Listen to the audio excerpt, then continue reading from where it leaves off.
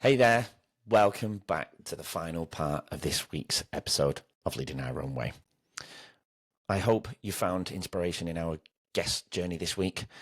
Today, we'll leave you with some key takeaways and actionable insights that you can lean on. Now let's wrap up with some powerful lessons that can help guide you on your own path. Don't forget to tune in for a brand new guest next week on Monday. But for now, enjoy this week's. Please subscribe to the channel if you don't already as well. Have a great weekend. We'll see you soon. Was there any part, you've injured your head and you've injured your face. Was there any other parts affected? You know, these type of things sometimes result in not being able to move an arm or a leg. Was there anything else that had been affected in your body? My whole left side was paralyzed at one point, Oh, so that I couldn't even take myself to the restroom. You know, my husband had to literally lift my leg into the shower. I mean, I couldn't even stand. We had to do a shower chair. And mm, so, yeah, I was wheelchair bound for about 8 months. yeah. And like I said, had to relearn to walk because I just couldn't function with my left side. Yeah, it's terrible. And because you didn't get an answer for so long, did they ever think it was anything else? At first, the doctors kept saying, I can't remember what they called it, but because when I got up to take some medicine, it's because I had this horrible pain in my abdomen. It was probably an abdominal migraine. There was this horrible pain in my abdomen, and it was so bad I was like hunched over, you know, like a burrito. And Mm, they were saying that they thought that was called, oh, I almost had it. It was, I can't remember. But when you're in so much pain that the body just can't take it and it just like passes out, yeah. they were saying they felt like that's what it was. So they stuck with that for a while, but it didn't feel right to me. I just didn't feel like that was the right thing. And so I just kept Mm. pursuing and pursuing other areas. Intuition is so powerful, isn't it? You It sometimes you is. just, yeah, you just know, don't you? Just like sometimes you get a Yes, feeling, you go, hold on, nah, there's no doctor that can tell me how I'm feeling here. Just something doesn't sit right, and usually, more often than not, it's correct, isn't it? To follow it. absolutely. Yes. I have Fast, learned, I still practice that to this day. Just yeah, and and, follow that gut. and yeah, that's it. And most people don't trust it. We've learned not to Yes, trust ourselves, and we've got to learn to go back to falling in love with ourselves, right? And that's how you absolutely. lead lead with purpose and how you lead your own way, I guess. Did Yes. at any point during this journey then, did you have any further scans? Did they find anything on the brain? Any other answers on the brain at all? I had every test known to man. I think literally I had Yeah. spinal taps. I think I lost count of how many spinal taps I had. At one point, I had um, a oh, I just lost it. It's a spinal fluid leak. Like the your spinal canal is surrounded by cerebral spinal fluid, which is like a whole nother brain in your body. And if you have a leak in that, then it causes the brain to sink down into your neck and it presses on the spinal cord, spinal canal. And so I had that at one point where my brain was literally sinking down into my neck. Like the further imaging later showed that you could see the brain just sitting there pressing on the spinal cord, which is another reason I couldn't hold my head up for very long. And so they Yeah. would do what are called blood patches, where they put an IV into your arm, and then they go in through insert this huge needle into your spinal canal, and they take blood from your arm and then put it back into your spinal canal, and it goes and looks for that leak, and it the blood clots on wherever it is that's leaking. And so that's why it's called a blood patch, because the blood patches the leak. But in some of the imaging that I had done, it showed that I had cysts all along my spine. Like my whole spine was just covered in cysts, and some of them were bigger than others. And so the neuroradiologist thought that some of those cysts were leaking cerebral spinal fluid and causing my brain to sink down. And so the blood patches helped for a time, but they ended up not helping long term. But yeah, that was a whole rabbit trail that we went down. Like they thought I had MS, thought I had Lyme disease. I had to go to this Lyme literate doctor and do this whole protocol. And like I've been through the ringer. Like I have tried Yeah. all the things and been given all the diagnoses, and none of them worked. So I just kept going and kept going. And when you were going through each of those, were you sat there with the energy and going, no, this just doesn't sit right. I feel like I'm wasting time. Or was it a new hope every time? I think it was a new hope every time. I really, Yeah. really wanted it to be that so badly that I was Mm. just putting all my energy on, okay, this is it, this is it. And then it literally was a roller coaster. And, people who read my book tell me that, like, it's such a roller coaster because it Yeah. was. It was this hope, hope, hope. Oh my gosh, this is going to be it. Nope, that's not it. We fall flat on our faces again. We find something else. Okay, hope, hope, hope, hope. Nope, we fall flat again. Yeah. And it was just a series of ups and downs like that all along the way. Yeah. You being a social worker and being an educator, that comes with certain character traits. Being empathetic and being compassionate towards life and others and yourself and your family and so on. It's crystal clear how you've led your life. You've driven. You're hardworking. Even when you're down, you wanted to get back up to go to work, and you force yourself in for the day. That must have played quite heavily on you during in this time where you needed other people. You no longer can be independent anymore. You're reliant on other people. Your husband, I'm guessing, during this time when you couldn't move. How hard, we talk about you, but for a moment, let's just put you on pause. What about the effects of other people here? How did this counter? Yeah, let's just talk about that for a minute. I think that's important to Yeah. have that perspective. It's very important. I have a chapter in my book. It's called The Silent Sufferer, and it's about caretakers because they are the silent sufferers. They Mm-hmm. are putting their life on the line. They are doing everything they can and tending to like my needs, but nobody Mm. was tending to his needs. When I Yeah. talked to him about this, just to get information, for my book, he said that people would ask, like we had a whole community of people that were willing to help us, and they would ask him, how can I help you? But he was so overwhelmed, he didn't know what kind of help he needed, and I feel like Yeah. that's the case with caretakers. Like they don't even know what kind of help they need because they can't even think beyond where they are right that moment. And that he said he would go into the closet and close the door and just cry because he didn't know how else to offload some of what he was feeling. And, I didn't know any of that. I was just so engrossed in trying to live with this constant pain that I was completely oblivious to what he was going through and the way it Okay. affected him and my children. I talked to them when I was writing the book about their experience, and it just, like I said, was just completely oblivious to what they were dealing with because I was so engrossed in just trying to live with this pain.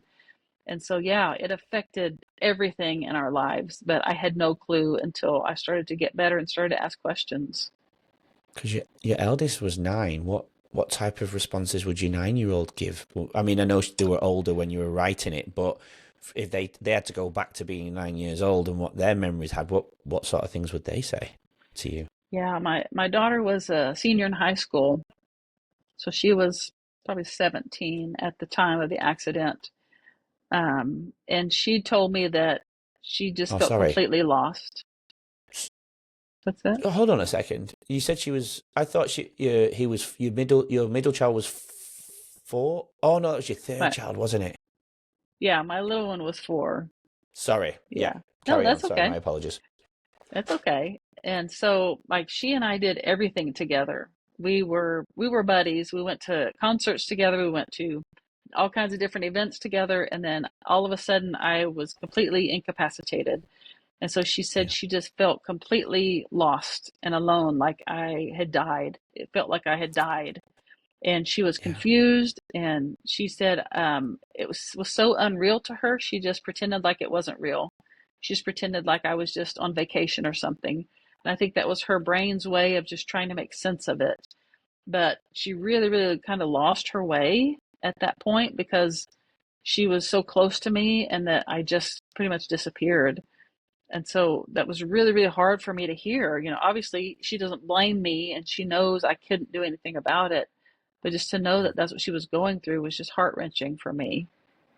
Of course, of course. But you Yeah. could only ever really take on theirs once you started to get some clarity, because you're going through something horrendous yourself, and you don't have that mental capacity to think of anybody else. And I think that's, you mentioned earlier in the episode around burden on someone. Where did you take? You had certain thoughts. We mentioned it before. You went into a dark space outside of the hurt and the pain. Did you want to end it Oh yeah, with the I had a pill, plan with the to. pills? Yeah. Mm-hmm. So, okay, let's just dive into this a little bit then. Did you have I've had some guests on where they talk about they had a date, or they were just going to get up and go and do it. Where did that day, night, morning look like for you in contemplating that action? I, it's, pretty much said my goodbyes, my I love yous. I wanted to make sure that I told every member of my family that I love them without making it obvious that, this is going to be the end here. And I went to sleep and I planned to get up the next morning. I knew where the pills were. I had them placed, in a certain position, and was going to get up before everyone and take those pills. And when I woke up, that's when I had that moment of clarity, like, what if you don't have to die? And it all just changed in that moment. I didn't latch onto that idea immediately. My heart fought with it, like, no, I've got to do this to get rid of this burden for my family. But, there was still this glimmer of hope, like maybe I can make a different choice. Maybe I don't have to choose that. Maybe I can make this other choice instead. And so there, that battle was there. But once I chose to fight to live, then I grabbed onto it like a dog with a bone and just really, really hung to that and clung to that and made that my whole mission, was to use my story to help other people. And that's what I still live by today. That those few words make a whole difference, don't they? Those 7 words. What if I don't have to die? I think it's 7. I think it's 7. But what if I don't have to die? That. Yeah. What was that flicking moment for you, though? You seen the pills. What made you even that come into your head? You've said, because you've gone to huge efforts to say goodbye, without making it obvious. Gone to huge efforts mentally. I mean, the sleep obviously helped maybe reflect. Hopefully. Yes. Yes. That's, what I have learned since then is, in the moment, right as I'm drifting off to sleep and right as I'm coming out from sleep, is the most powerful moments of my day. And that's when most of the ideas that I have, that's when they come to me. I call them downloads. They're downloaded at right those moments. And that's what this one was. I think this is like the first one that I was ever even aware of, that it was Mm. that coming out of sleep into the awakening, that it just hit me like out of the blue. It was just there. It's like I woke up and that's what I experienced, that in my heart. And, there's no explaining it. People have tried to call it different things. I call it a moment of clarity that was just divinely orchestrated for that Yeah. moment in time. Because being a social worker, because you weren't a social worker at that moment in time, were you? But you'd been a social worker, is that right? Am I correct on that? Yes. Yeah. Social workers, I'm assuming you've come across people who have been suicidal, or maybe have been close or have been open to with you, and you're trying to help them with their thought process. But then all of a sudden you find yourself in this position. That in itself must be quite confronting, right? It was so, so strange because, yes, I was one of the people who got the call when there was suicidal ideation. I mean, I was Oh, awakened in the middle of the night one time by one of my clients who was suicidal and had to go physically get her and take her to the hospital to make sure she wasn't left by herself. So I had been on the other side of this where I was the one getting this call. Now I was on this side of it where I was the one having this feeling, and I was ashamed of it. I didn't want people to know, like, that this is what I was thinking. And so I wasn't going to tell anyone, because I had been the person before that helped people with this. Like, how are people going to handle the fact that I'm now dealing with it myself? So there was a lot of shame around it, and I just kept it to myself. And I now know that I should have said something to someone, but I didn't at the time because I was too ashamed. If you went, I mean, I know you're not going to go back to social work because of the powerful things and the bigger message that you're sending out there, but that's something powerful to be a social worker, right, and take into the workplace. I mean, I know you're going to be doing this on social media, but that's a pivotal moment that I'm assuming you are using to your power, right, and sharing this vulnerability that you can offer other people in your speeches, and maybe your TEDx talk. This will be a pivotal part of your chat. I'm assuming that's what you're going to be talking about in your TEDx talk when you do one. It's really in my Ivy League speaking tour that I talk about it the most. Yeah. Okay. The that with especially with university kids, because that's pretty prevalent with university students. Yeah. And that my message is that you always have a choice. That remember, you always have a choice, because when you're in that moment, you don't feel like you have a choice. You feel like this is the only way to get out of this, but it's not. So it's hard to understand that in the moment, but my message around that is you always have a choice. Remember, you have a choice. Yeah. This is clicking with me a little bit more now with what we said about the difference between self-love and soul love. This is your soul talking to you, isn't it? About Yes, the bigger the bigger purpose in life. I, absolutely. I I've had my soul. I think I've had my soul connection there, and I feel like mine is the podcast. I don't know. Maybe there is something more around the podcast, but I feel like that's my journey. So I'm connecting with that a little bit more now. That's becoming a bit clearer. Oh, I'm Oh, taking a that's lot away from beautiful. this I chat. love that. Yeah, here we go. Love it. Um, all right. Well, so is there anything from this part of your journey then you think we need to dig into a little bit, or have we covered everything there? Or if there's anything that we've missed, what do you think we've missed so far in that part of your recovery? I will say that in the conversation I had with my children about all of this, when I went to write the book, Hmm. I didn't ask them about it before because I didn't really want to know. I knew that they had some trauma and that I didn't want to know what I had done to them, if that makes sense. But out of that conversation, even though they had trauma, all three of them said that they wouldn't be the person they are today had they not gone through that. So it became an unexpected gift in a way. They are Hmm. very resourceful, they're very responsible, they're very compassionate, they're very empathetic now to other people. And it's because that they have been through that. They watched me go through that, and they have watched me fight my way through it and not give up. And it taught them so much more about life than they would have learned otherwise. And so that's what they landed on in the end, was that they were grateful for the experience overall because of what it taught them in their life. Yeah, and I just think that's just beautiful. It really is, and they've developed a new self there, haven't they? Absolutely. Yes. With that in mind, then how are you learning to live with the new self? Are you, because I remember in our pre-chat we spoke about trying to get back to our old self.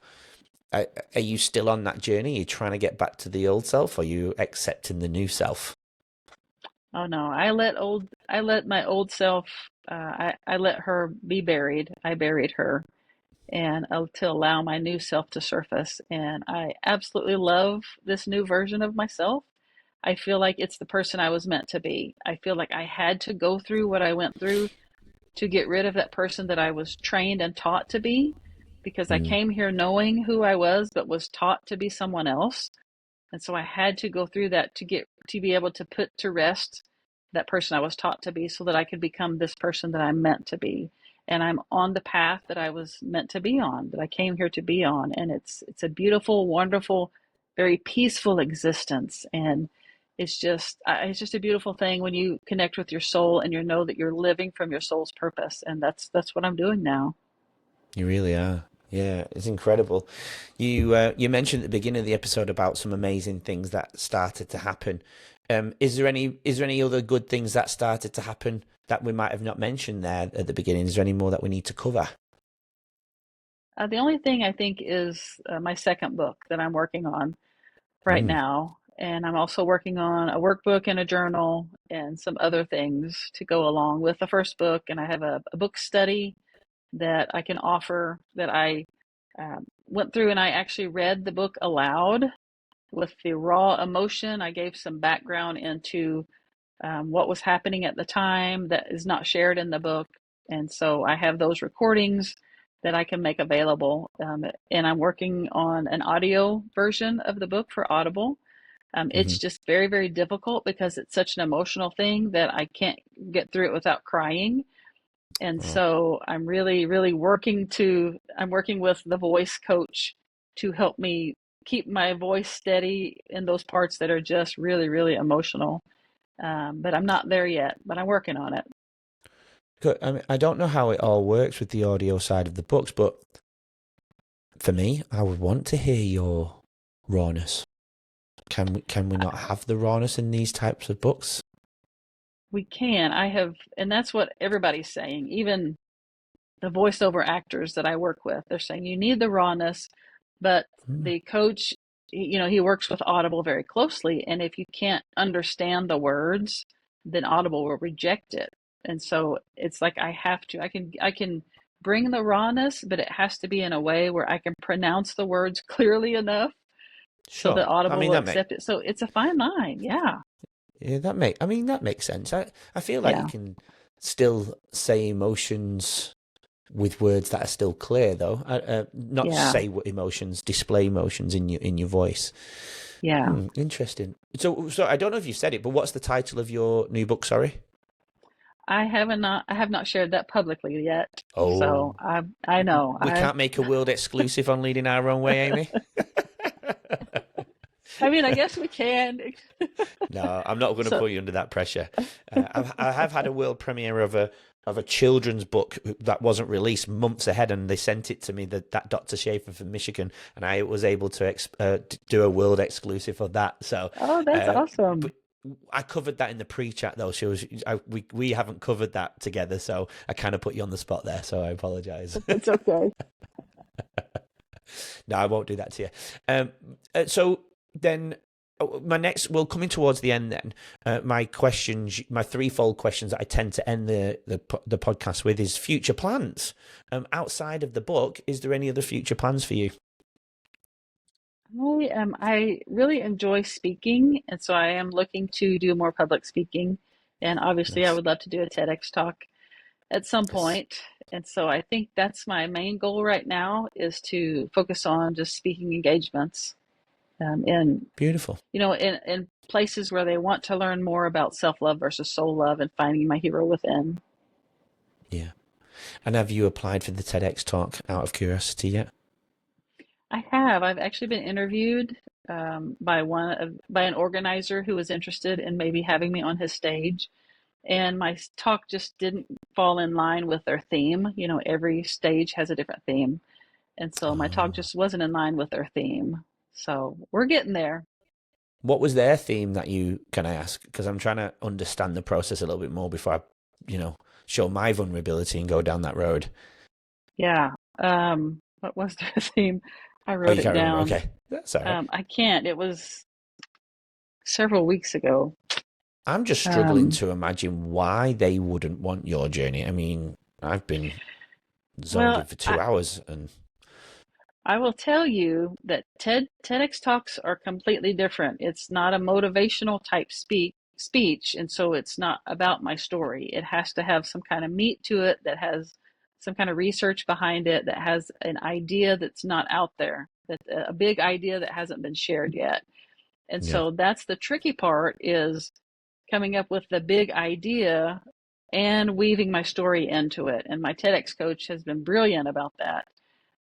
It's just, we haven't found the right person who is on board with our idea yet. So we're sure. getting there though. Well, We're getting close. I've been interviewed. That's a huge step. So yeah. I need to think yeah, about what my big idea would be then. Maybe I can yeah, use it. yeah. I don't know. Is the podcast a big idea? Maybe, but it's already out No, there. Millions of people do it, don't they? yeah, That's the problem. Yeah.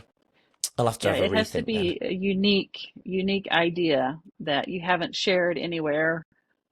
Um, that is Interesting. new. Yeah, Yeah. and that's the thing. That's what the TEDx is really tricky to get on because a lot of Yeah. people think it's just about sharing their stories of, what they've been through and motivation, and it's not that at all. Yeah. Yeah. Yeah. Interesting. Well, Yeah. if before I end with my two final questions, then, is there anything that we've missed from your journey that you think we should include?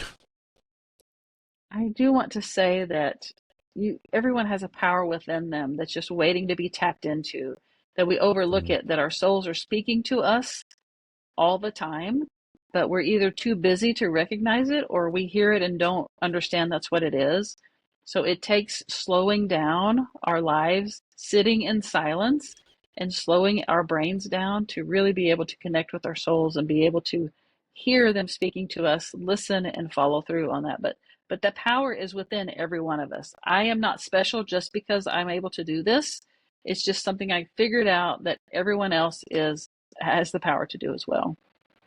yeah, I think we need to squash it from both ends. We're figuring it out because we're a little bit older, but we're not doing it at this end. So it's only going to increase. The problems and mental health issues are only going to increase. And we need to be teaching it in as a root cause in schools, don't we? Rather than, but yet we're giving all Absolutely. these kids devices to work on all the time. And outside of food and sleep is when I talk about things like this. Food and sleep is the root for me. Is everything that where starts to go wrong in terms of ultra processed foods, and we don't spend enough time outdoors. We just sitting down all day every day inside. And um but I feel like we need to come from both ends, and go to the root cause if we want to protect the future, and as our society. Because everywhere I walk, I see people. I see the same girl when I'm walking every night cross me when I'm walking my dog, and not once has she looked at me, not once. Mm. And this girl must Yeah. be 20, 21 years old, and she looks down to avoid eye contact. And it's just so Yeah. sad. You don't have to be an extrovert, you don't have to have high energy, but just a look and a smile could change your whole day. Yeah. you know Exactly. Yeah. it's just little things like that. And it's a shame that we're even having that conversation, but we seem to. um Yeah.